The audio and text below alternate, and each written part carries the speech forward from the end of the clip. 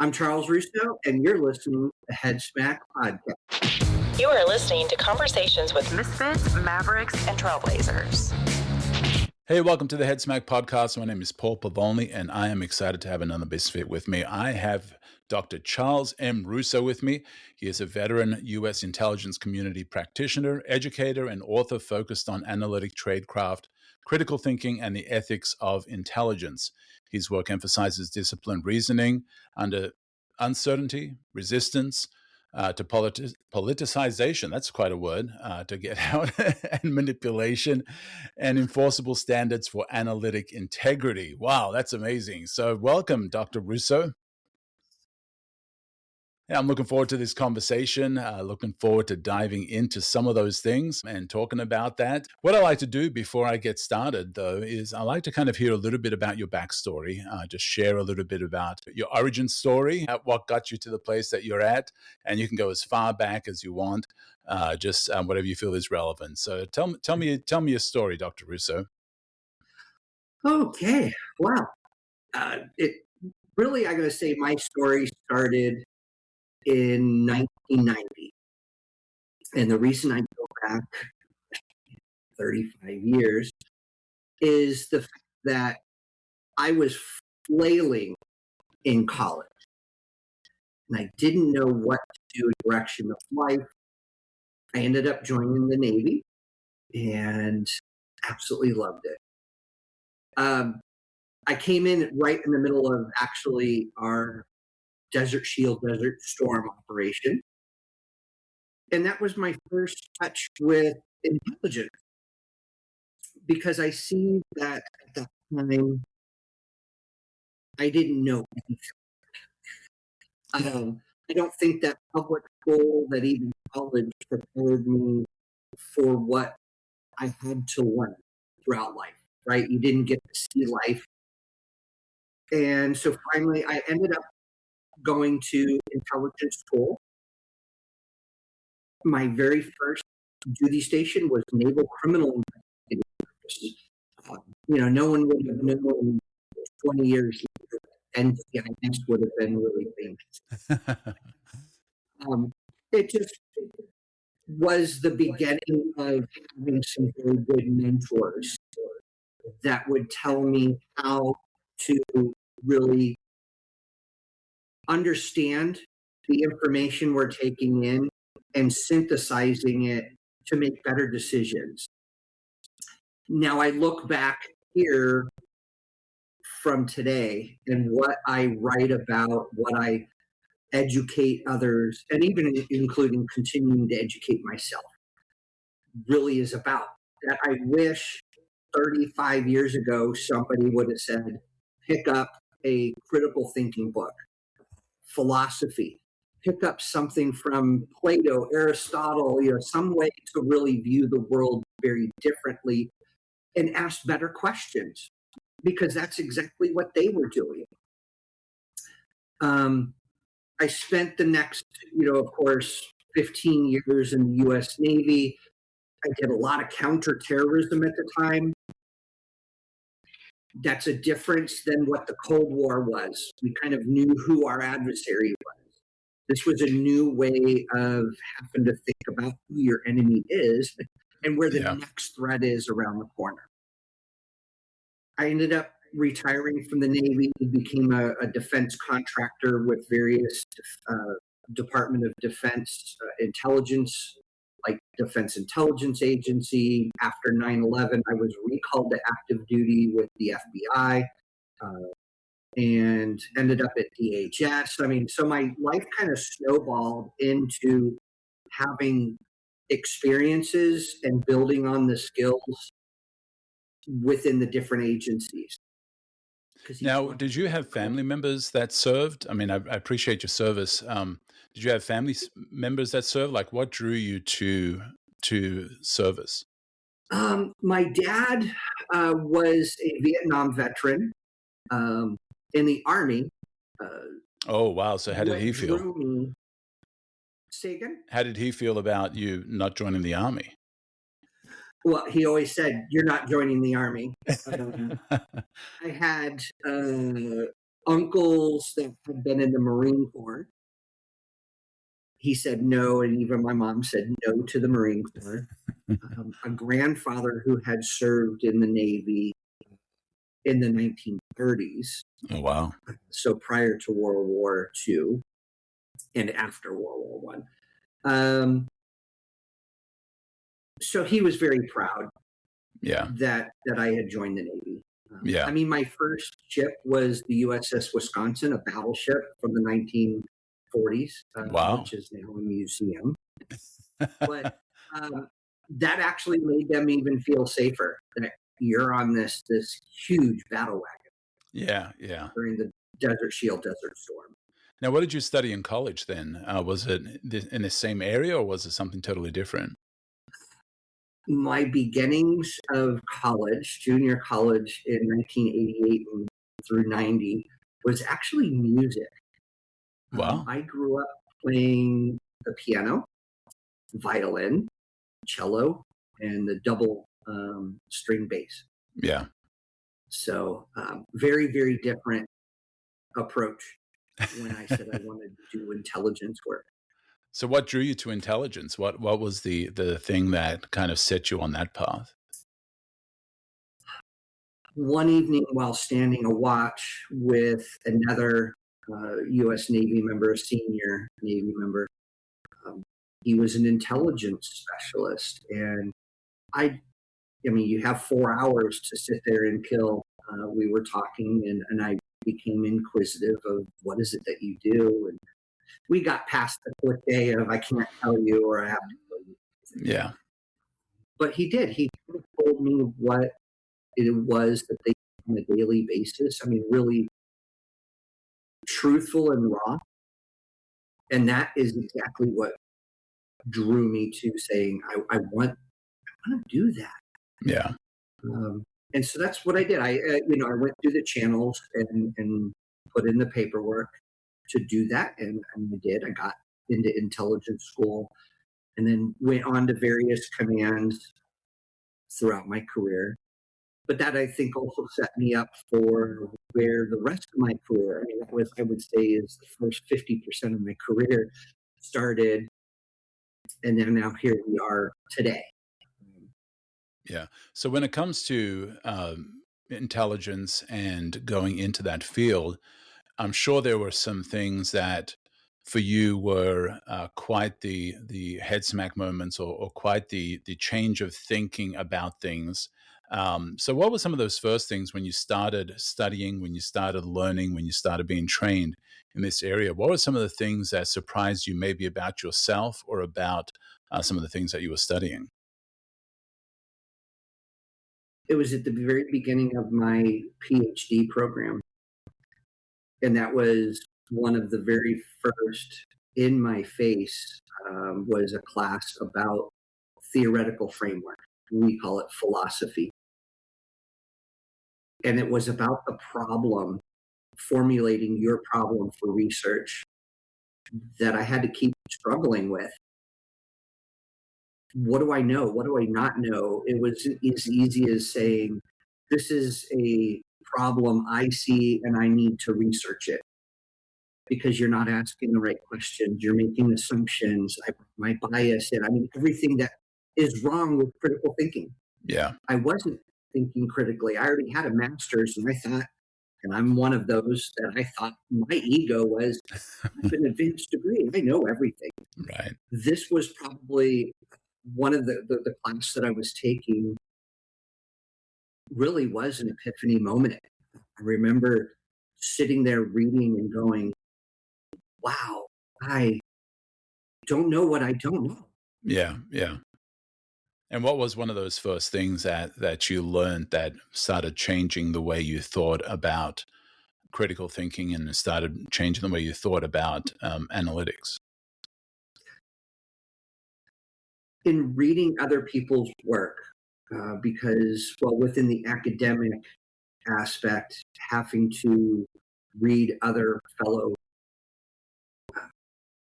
student work, I really started to challenge them, but I was challenging myself, really. I mean, I think Yeah. that's where individuals who take offense to, well, why are you questioning me? That it's not necessarily me questioning you. It is also me questioning myself Yeah. and how well I think. I started to read and branch out to other books like As a Man Thinketh by James Allen, The Intellectual Life.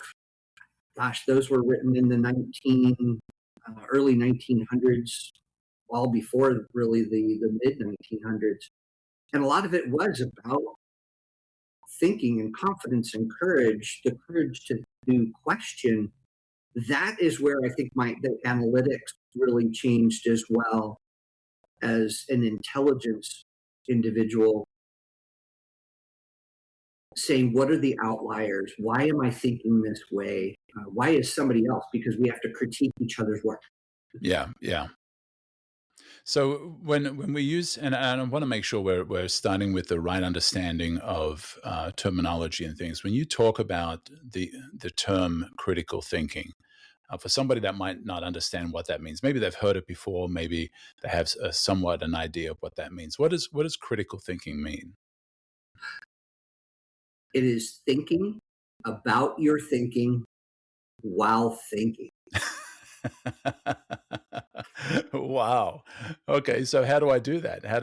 What are some things, because we're in an age where people are doing a lot of talking. Sometimes it seems like they're not doing a lot of thinking. They're reactionary. We've got social media. We've got, ways to put forth our thoughts very quickly and very easily to a lot of people. And sometimes it feels like we're not doing a whole lot of critical thinking. We're not doing a whole lot of thinking. We're doing a lot of reacting. So talk to somebody that is kind of in that stage. How do they reel it in? How do they start being a better thinker instead of a reactor? Being an active listener is probably 80% of being a critical thinker. What does that mean? It means, processing what somebody's saying and understanding their perspective. And I'm not saying a tolerance of their perspective. Yeah. You have to listen to what they are saying. To me, words have consequences. It's our choice of words.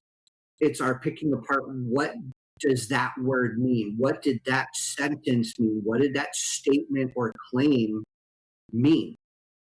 That is, to me, the most significant aspect of learning to critically think. You have to start, it's not about what you're saying, it's about what others are saying. And you accepting the process by which you get to make that determination, whether you agree with it or not, because there's many times that I will not agree with somebody, but knowing that, okay, I'm not going to win, and it's not about a competition. It's not about winning a discussion.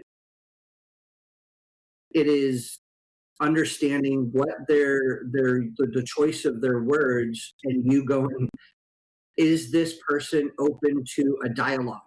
Yeah. Based on their choice of words. That's the significance of critical thinking, is really understanding of at what point can we have a discussion? Right. Not a debate, not an argument. Because if you think about, discussions are really based in fact, whereas a debate or argument is based in ignorance. Yeah. And it's ignorance of details, it's ignorance of facts and truths. And you have to, there's a big difference of what is a fact and what is the truth. Right. Because somebody's truth is their reality, may not necessarily be your reality. It's coming to an understanding of what somebody's facts are. That's the listening part of, if they're espousing facts, do you agree with that? Can you support that as a fact? Not that they have to support that as a fact. Yes, you can ask for that. That is part of why I have such passion for learning, understanding, and also teaching critical thinking.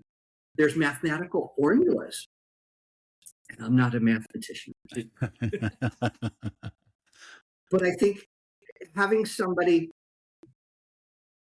really question themselves and say, am I thinking about what, like you had said, we're just inundated with sound bites and information that, and we see it all day long on social media. When someone posts something and they say this is the truth, this is the fact, this is their perspective, we're not going, that's your perspective. That if you look at a picture doesn't paint the actual truth. Yeah. It can be taken out of context. That's you as a critical thinker have to be able to go, I'm not going to trust that picture just yet. It's appalling what I'm seeing, or it's victory in what I'm seeing. But until I know what happens before, after, and knowing more, I'm going to reserve the right to make a decision. See, it is about critical thinking. Ultimately, is about making better decisions, better judgment. Right. So you mentioned a mathematical formula. Is that something you could share, or is it too complex or takes too much time for you to be able to share that? Not at all. Not at all. And this is where I try to break down for everybody. I just don't look at advanced degrees or what people see as intelligence analysts, these intelligence officers, as we sit on high. We're all knowing. No, let's take argumentation, because that always starts everything, right? Right. The debate of a discussion is an argument. An argument is just you take the mathematical equation of number one, here's your argument, and you list the argument. But arguments have to have premises. Why are we arguing this? And you can have, usually it's nice to have 3 or 4 premises of almost kind of like a hypothesis. The premise of this argument is that A is true, that B is true, that C is true. Now, if you follow mathematics like algebraic calculations, you have argument, and then you have P1, P2, P3, premise 1, premise 2, premise 3. A line, which we say is division, correct? And so that's the therefore line. And under that is the conclusion. Okay. So the argument is argument 1 plus or minus P1, P2, P3. Therefore, the conclusion is, and you have to go, is it true? Is the argument true based off of these premises? Therefore, the conclusion should be true. You can't have the opposite. You can't say, here's the argument, here's all the true premise, therefore the conclusion is false. Now you can have that flipped.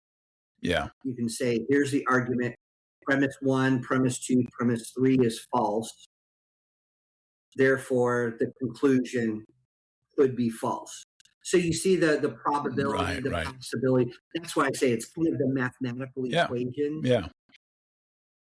Do you have maybe a real world example for somebody that's listening that they're still not quite grasping it, that you can share where that formula might have been used in the past or is currently being used in current culture, that is a way to kind of look at it in a real use case type scenario? I can. Matter of fact, I just published last night on my Substack an article about argumentation mapping in modern intelligence. And so I can go back to, and I put a lot of real world scenarios in there, and I tried. I'm just trying to look for it now. That's okay. Okay, so here's the argument is that departments should standardize weekly low-stake quizzes across curriculum. This is more, say, towards academia. That when we look at the abstract, explicit premises. So these would be truths. And premise one is that frequent formative assessments increase timely feedback to the student. That number two is timely feedback improves student learning outcomes. Premise three, weekly low stakes quizzes are a form of frequent formative assessment. And then the fourth premise is that departments that adopt weekly quizzes will likely see higher pass rates and improved retention. So when we reveal the structure of P1, P2, P3, are we going to actually come out with the conclusion that weekly quizzes improve learning outcomes? We can say that there's a primary argument that P1, P2, P3 are a chain argument. If you go back through those three, there's a sub-argument, and that is P4, that it supports the conclusion pass rates and retention and improvement, so therefore standardizing what we say is low stakes, meaning they're weighted at maybe 1 or 2% of your grade. But it makes students teach themselves to retain information, not just regurgitate it. Yeah. Okay. So, that's a good real world. yeah. So let me, you mentioned the word truth and kind of starting from a point of argument and, that is, somebody's truth. Something that we hear in today's culture quite a bit is my truth. My truth is different to your truth. Are we using that correctly? Is there such a thing as my truth or your truth, or is it my perspective, your perspective, or is there some other word that would be more accurate to use? Like, how would you approach that discussion? That's exactly. I mean, you are the perfect example that you stated that very correctly. When someone says the truth is, it's their truth. It is their perspective. And you have to, as the receiver, you have to take that with the grain of salt that it is. It is their reality. Not saying that their reality is off. You get to make that judgment. That's why, we have, unfortunately, in our society, we no longer have this quid pro quo. You get to say your truth, and I get to either accept or reject it. And if I reject it, it should start a dialogue of, well, please enlighten me on how your truth is fact. Yeah. The truth is not fact. And unfortunately, that's some of the issues we have in our modern civility, is that so many people want to say this is the truth. And you're going, but that's not fact. Right. Fact is indisputable. It Right. is empirical. It has supporting evidence that cannot be picked apart. If it can be picked apart, then it is no longer fact. It is theoretical. It is conceptual. Yeah. And I think that's kind of where we are as a culture. We use such a strong term as truth, and truth is a very strong term. And so we use the term, this is my truth. And it almost seems like it's inarguable. You cannot criticize it because it's my truth, as opposed to saying this is my perspective. And it's a lot easier to talk about a perspective than it is to talk about a truth, because in my mind, truth, like you said, is based in fact. And the more you look at truth, the truthier it gets. Like, you can't look at a truth so deep that it becomes not a truth. Like, a truth is a truth, right? Yes. Well, I'm going to agree with you, but I think the truth really, if you keep digging and that truth, as you said, becomes truth, it really becomes fact. Yeah. That if it's totally without dispute, then it morphs into what is a fact. Right, right.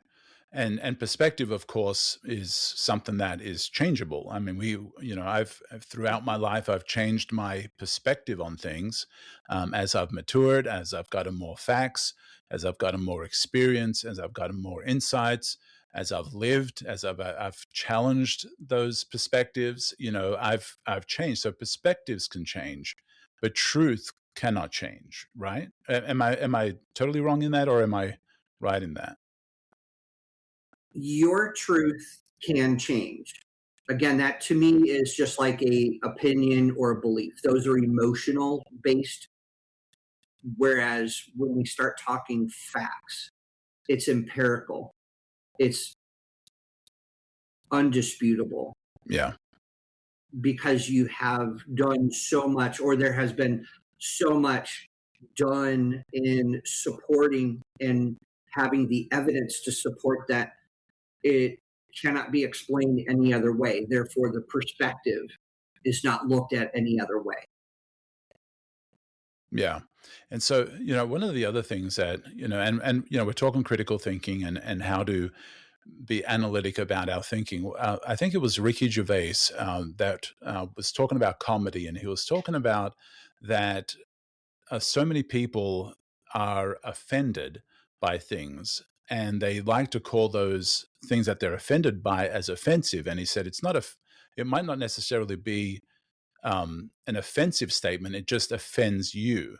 And so, how when it comes to dealing, going back to the whole social media, going back to what this influx of information that we get on television, on streaming services, on social media, when it comes to being critical, having critical thinking and analytical thinking about some of those things, how do you respond? Do you respond the same way as Ricky Gervais did, that you are not something that might not be offensive, it's just that you yourself are offended? I totally agree with that statement. And that's that's the nice thing about being a human. Yeah. We get choice. We can choose our thinking, Yeah. our frame of mind. And I will support and defend somebody's perspective, whether I agree with it or not, because I think having that ability to voice a perspective allows somebody else to voice their perspective, whether for or against, or it's just an alternative analysis. Right. Right. So, I mean, I see within the criminal justice realm, police officers, detectives, analysts will always say that, eyewitness accounts are never trustworthy Mhm. because you and I could stand right next to each other, view the same event, but when questioned, come up with completely different viewpoints, details, who or what happened, colors, shapes, and yet we were standing shoulder to shoulder and watched the same event unfold. Right. That's just the human mind. That is the thinking of the human mind. Right. And also, if we have a bias, I mean, we're seeing this happen, with the reporting of things. We have a lot of turmoil going on in different areas of the country. And, we'll see, one news organization cover one thing and another news organization cover the exact same thing. And they come out with totally different stories. Because they have a bias towards and a lean towards a certain perspective that kind of makes them create things that aren't necessarily truth. They're a perspective, they're a bias, they're a point of view that they share that taints what they put out there. And, we see it all the time, right? We do. And that is unfortunately the politicalization. We, as a society here in the United States, well, I would say around the world now, for the most part, the Western world has become so polarized. Everything revolves around the politicalization of thought. Yeah. And we can no longer have discussions about say, agriculture, because somebody inevitably will bring it to a political point, and that's not what we're wanting to talk about. Maybe we're wanting to talk about self gardening and self sustainment, having your own vegetable garden. But there are people out there that will fight against that because, well, no, then there's the political protections, and we see it. We call them like HOA Karens, Right. but that to me is part of that significant lack of critical thinking. We have glommed on to the social media, to media at large, and not open to two different sides. Like, let's watch CNN and let's watch Fox News. Yeah. And you can see how very different they will report. And you got to have that perspective of neither one of them is correct. Yeah. Yeah. So let me do my own research. See, that's the problem. Nobody wants to. They'll just rather scroll and go to the next. And they're confirmation bias because they'll hear it from several different sources, if you will, or influencers, and it becomes their truth. Yeah. Yeah. Right. And we see that happen quite a bit because we have this bubble of stuff. And sadly the algorithm does a disservice to us because it feeds it. We pause long enough on a post, we pause long enough on an opinion, and suddenly we're fed more of that perspective. And then we're, like you said, it's confirmation bias. We start seeing more and more of it, and it's like, well, it aligns with what I was thinking exactly. But the algorithm is actually training you to lean into a certain bias and perspective because it monitors your scrolling and monitors what you pause on. Yes, and this is where I like to pull the pin and drop the hand grenade on discussions, is then you bring up the algorithm, the use of artificial intelligence, deep fakes. That's going to even muddy the waters even more. Yeah. And I think have a whole new generation of, well, I mean, just the other day I was watching, scrolling through, and there was a picture of, is it Bill Clinton, Bill Gates, Jeff Bezos, Mandami, and his mother, and that people around the internet were taking that as, oh my gosh, here's all these people. This is the cabal we're talking about. And this is the right wing side doing this. And even I had to go, wait, no, you got to look at the picture. There's shadows or there's brightness where somebody else. And I did find someone who picked it apart and was able to go find where the original pictures of each one of these individuals, Jeffrey Epstein as well, was in there. And it said, this picture was specifically taken from this conference in this year. Somebody just did AI, photoshopped it. But you see how many comments there are about, see, we tell you these are all bad people. And you're just like, okay, you can't take it that all these people are in the same spot at the same time. And so therefore it proves your point. It really just proved my point that you have to think critically about, like, really, somehow all of these people were together in the same room at the same time. Yeah. Right.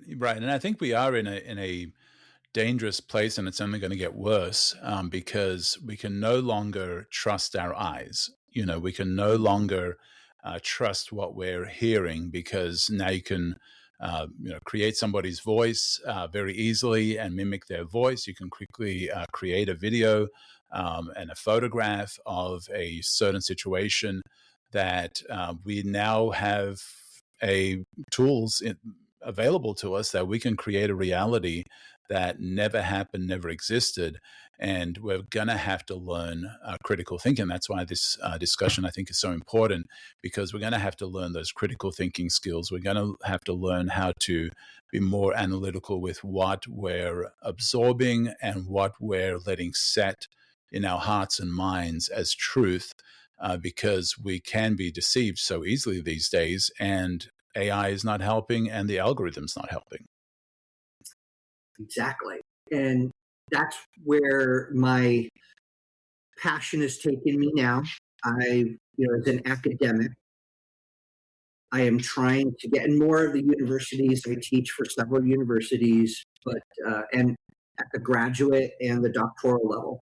And we do see, of course, the AI being used. Some universities are still having a problem with academic integrity, but none of the AI checkers, they don't work anymore.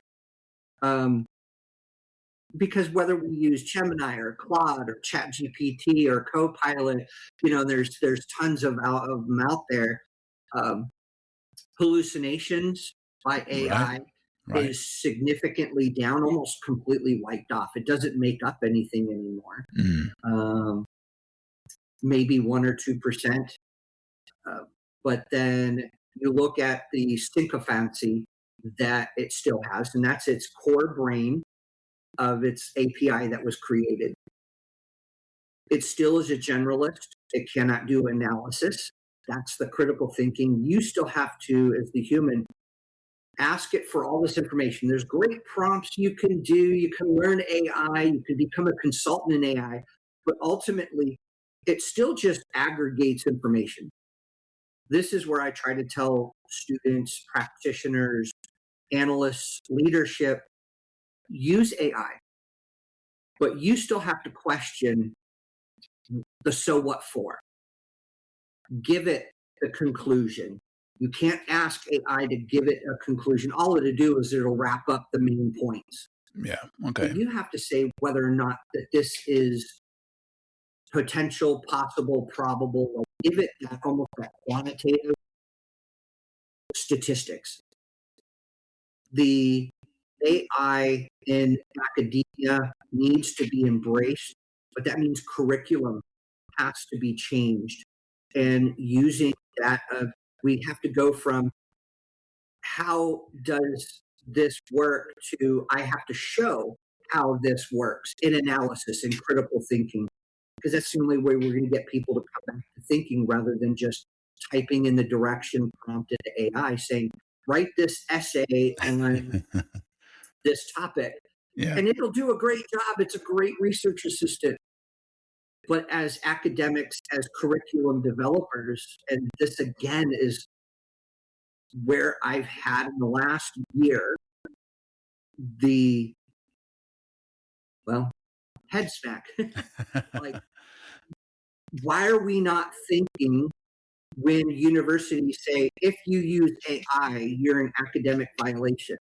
Whereas other universities have completely embraced it and said, you will use nothing but AI because now you are going to have to tell us how you arrived to that. Yeah. Not, here's all the stuff I read and here's what it says. How did you arrive to that? That's bringing in that critical thinking aspect. And I think it's the same with when we start talking about analytical integrity within the intelligence community. Same thing. Tell us how you arrived to that, not that you arrived to, and again, the scandals left and right. I appalled at both of them. I've lived through some of them as an intelligence analyst, as an academic. I've picked it apart. And you still have to ask, how did you arrive at that conclusion? Not the why you arrived, because that unfortunately brings in that my truth. Right. That bias comes in. Yeah.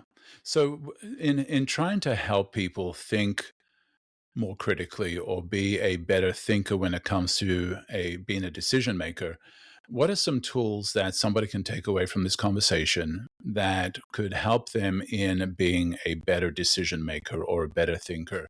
And maybe those are two different frameworks or two different ways of thinking about stuff. But let's talk about some really practical, down to earth. How do I become a better decision maker or a better thinker? I would say first and foremost, you have to be more reflective. You have to ask yourself the harder questions that maybe you don't even know what those harder questions are just yet. But asking yourself the questions of, here's my decision, but now I need to, how did I arrive to my decision? Why did I arrive at that decision using what logic? That to me is first and foremost your own tool. But how do you develop that tool? It is reading. It's going back to the basics of reading philosophy. We stopped teaching philosophy in grade school back in the 1960s. This is where you could see the education levels really dip down, that we moved from second and third in the world, mathematics and these assessments and competencies, to where we're 49th, Wow. 193 countries, or depending on the day, 210. Um, but reading is a significant part. And I actually have some reading lists on my website of where to start. It's logic, it's learning logic. You need to learn that through philosophy. And I don't care where you start. You can start at Plato, Aristotle, Socrates, or you can go to the Stoics, Marcus Aurelius, Seneca, Epictetus. Or do you just go to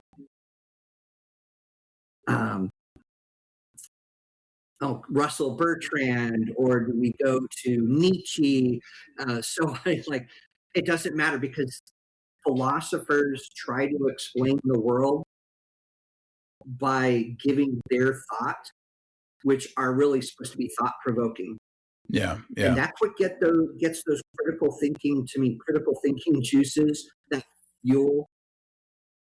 The third one I say is start having conversations. Like, I'm a big cigar aficionado. I love sitting at the cigar lounge. I don't want to turn the clock back to the 19th century, but there was a reason that we had gentlemen's clubs. That was where, yes, gentlemen, men could actually have conversations that at times were crass. Women were not interested at that time in those. So do we have conversational clubs? And I'm not talking about just gender. If you want to come here, here's this table. And that's what cigar lounges really have become, is this sit back, enjoy a cigar because it's slow burning, but so is the conversation. Yeah, yeah. And we can have deeper conversations.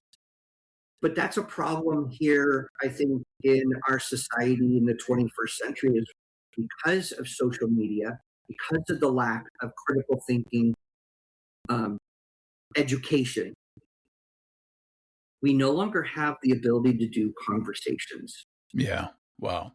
Well, and the Bible talks about iron sharpening iron, and I don't think we get into those situations where we are crossing swords on topics and people are challenging each other's thinking, and we're having those deep conversations, because it kind of goes back to everything that we've talked about. Is we have these perspectives and my truths, and we don't like them challenged, and if they're challenged, then we think that's offensive, as opposed to saying I am offended. And so we've kind of lost the ability to have conversations that are sword sharpening sword type situations. And so that does make it tough, and I think that's where we sometimes lose as a culture, because we've become so screen based in our interactions. Even in a restaurant, you see people that are not really engaging in conversation.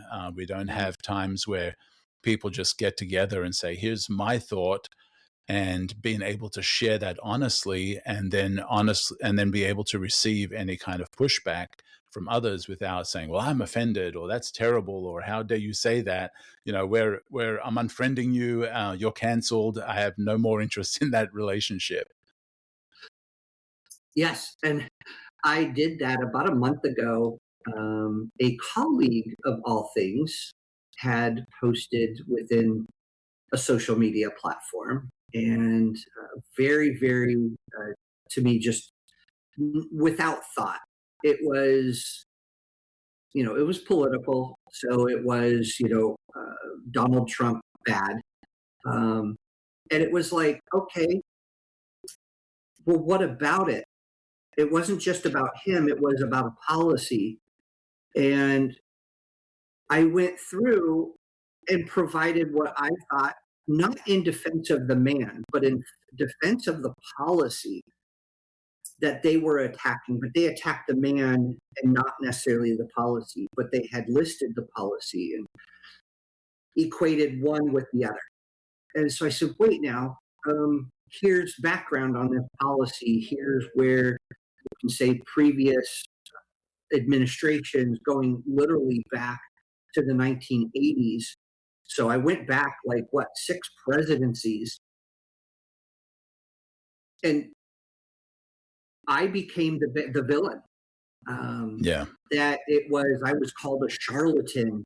And they attacked, of course, saying, well, you profess to be a critical thinker, yet you don't know a first thing about it. And I'm like, but I brought receipts. I was able to give you not conjecture, not assumption, but I was able to give you URLs to factual studies done by various think tanks, like, really looking at the sources, the validity of sources, and saying they're empirical, they're peer reviewed, meaning other people have weighed in and whether decided that it's good or it's bad research. But I get away from news, motivation. You had talked about each news organization. So I detest news myself. I don't watch news if I don't have to. I look for the headlines, like what's really, but then I go do my own. To the point, yeah, that in the end, I was name called, and I was like, really? I'm just trying to have a conversation here. Yeah. They didn't want, and these are people my age in their 50s and 60s. And I'm like, so it's not necessarily generational. It's just the way people want to see their truth, and that's it. Right. Well, and I think we're in a place where people are so tied into a perspective. I think the Matrix is such a good movie. So many things that I continue to see in that movie that are so relevant to societies. Where and I can't remember the character's name, but he was sitting in the fake world and he was eating a steak, and he was saying, "Oh man, I know this steak isn't real. I know that this is all an illusion, but I think I want to stay in the illusion, and I don't want to go back to reality, And so I think we have a lot of people these days that are so stuck in the illusion that they don't want any other truth I want to forget everything else. I want this perspective to rule my life.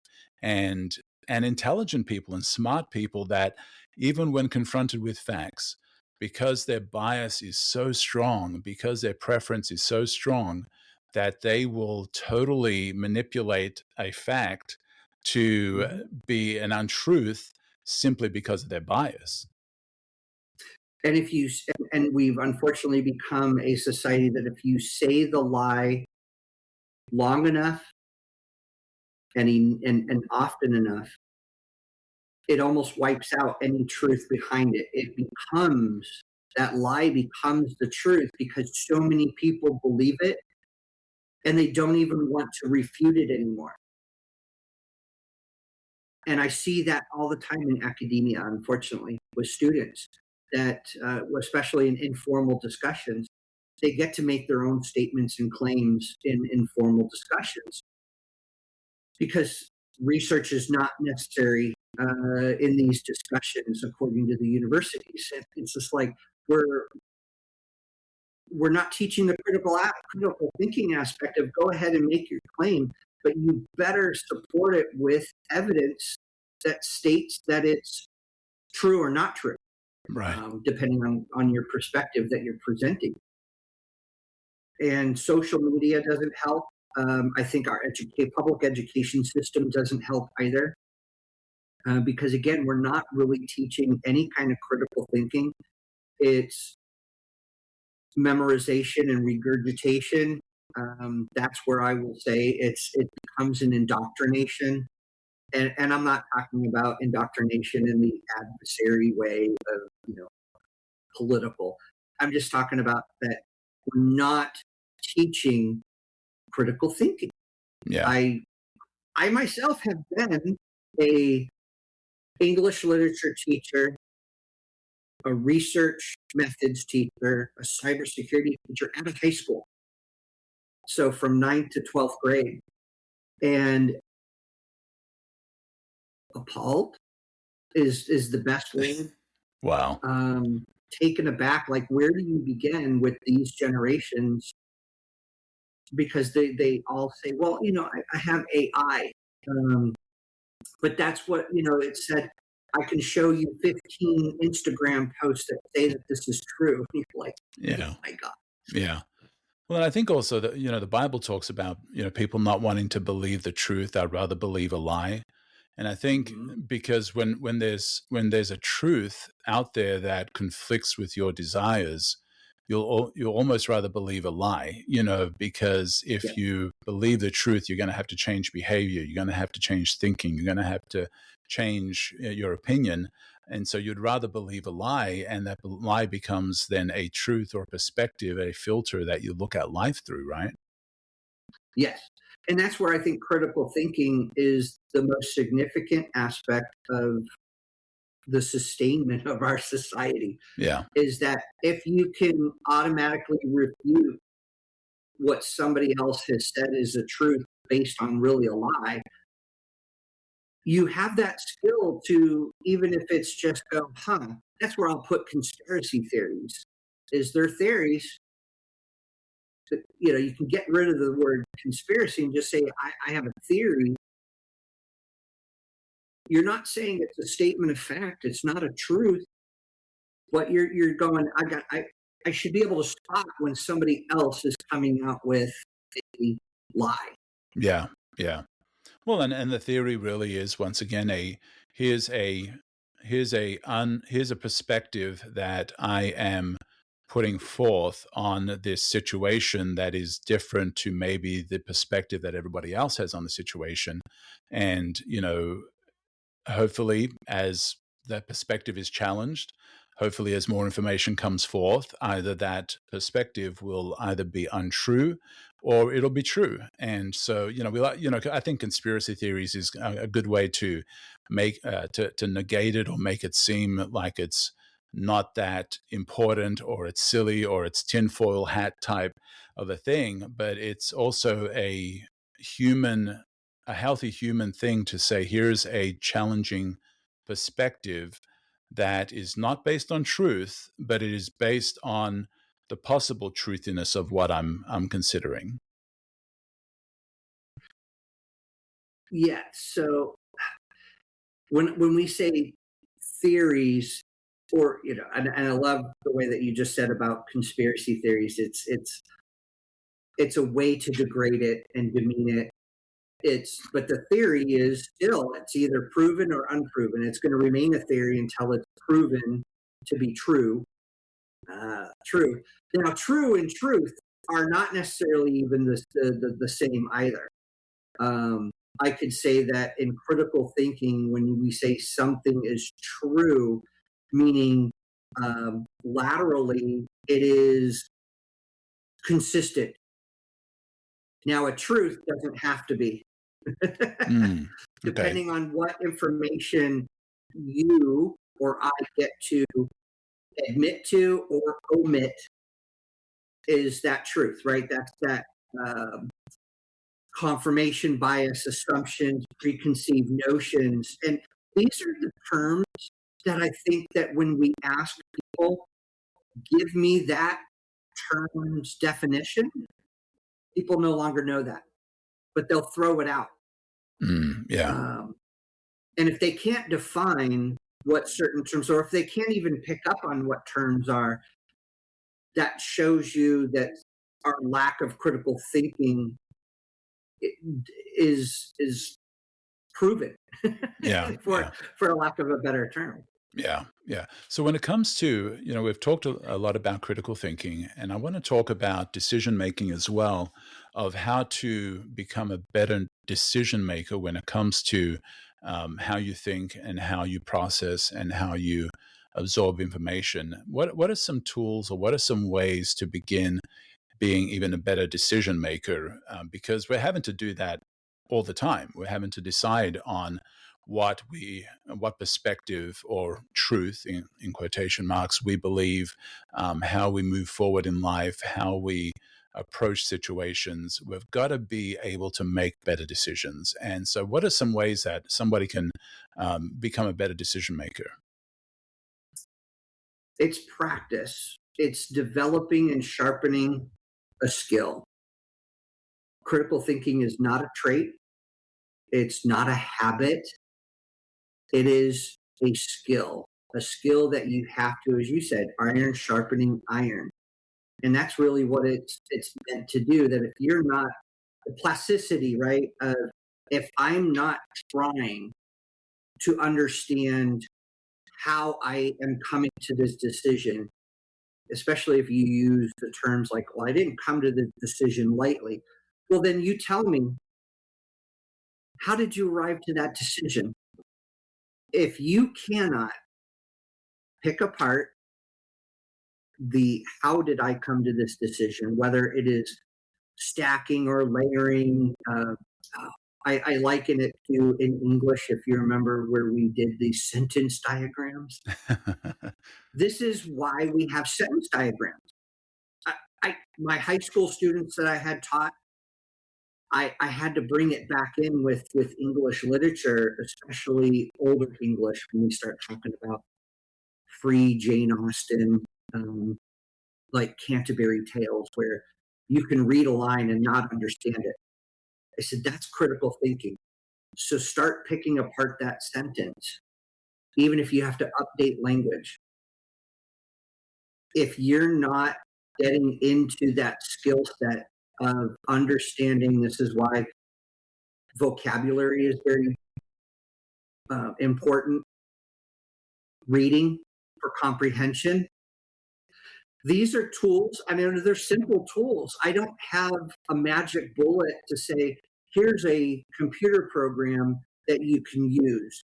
It really is researching and building your personal library of understanding how to make better decisions. Now, there's tons of books out there, and I've got some of those out here in my library. It's getting back to actually doing that, reading, writing. That's how I've gotten more deeply into the critical thinking aspect of. It's so easy to say critical thinking, 2 words. But yes, what does it really mean?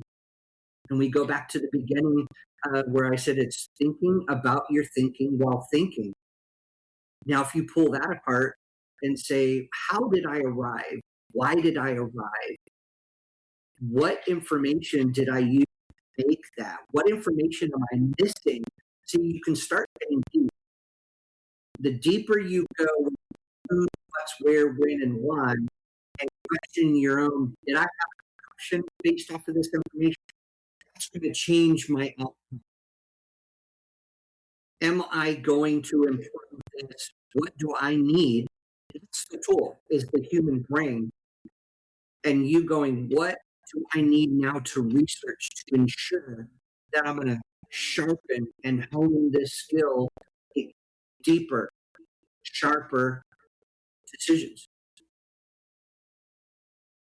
Reading is the one, but getting in, and I think we've covered the gamut of even having conversations, looking for someone who has an opposing viewpoint, and that has an opposing viewpoint, that way, if I would say yes to this decision, they're going to say no, is I want to hear why all of your no's.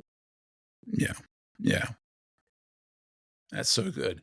All right, so I can't believe it's already been an hour. So let's talk about this new book that you have out. It came out last year, right?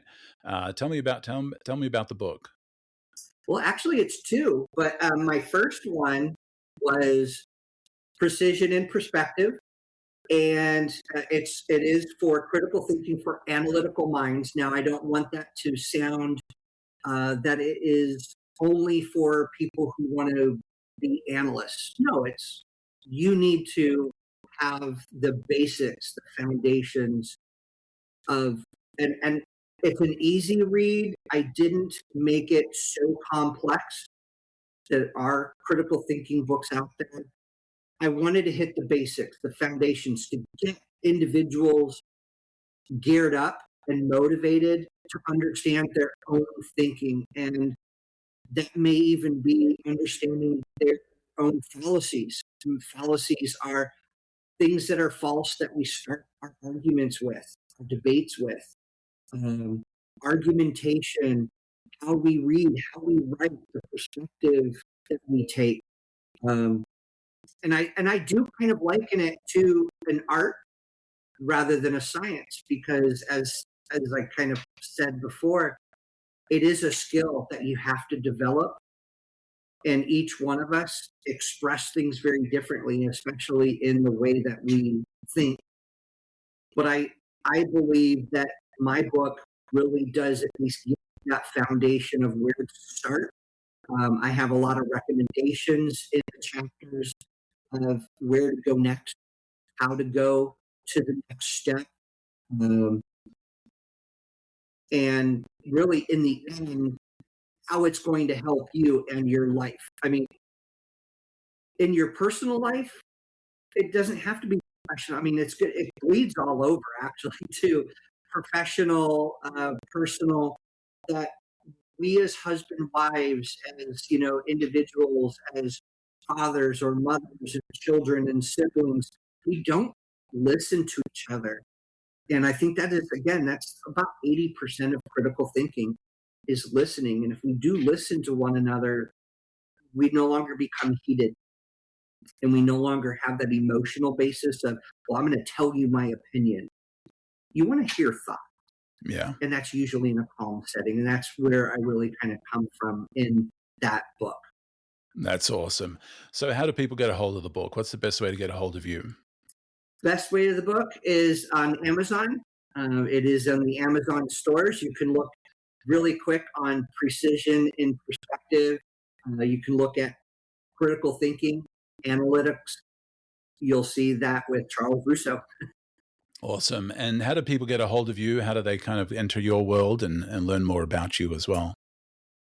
They can find me on almost every social media platform. I am very active on LinkedIn. So Dr. Charles M. Russo. And then my Substack is where I pen a lot of critical thinking analysis articles. Some are very short, some are very long, but all of them really do have the recommendations, implications. I try to provide learning material, stuff you can walk away from. It's just not opinion. That is under my name, Dr. Charles M. Russo, in Substack. My website is drcharlesrusso.com. And those are really the ways that you can get a hold of me. Awesome. So I like to end by asking a final question. What is a head smack that you'd like to share, or a question that you wish I had asked you? Oh, that's a good one. I would have to say that a question that I wish would have been asked is, why are people not thinking critically? So why are people not thinking critically? Because we don't want to. I mean, we started to touch on that with social media. But I just think that we as a human race want things instant gratification. We don't want to think. We want to think that we have time spent elsewhere for better, but we're not doing anything introspective, anything reflective. We're not bettering society by having any kind of critical thought.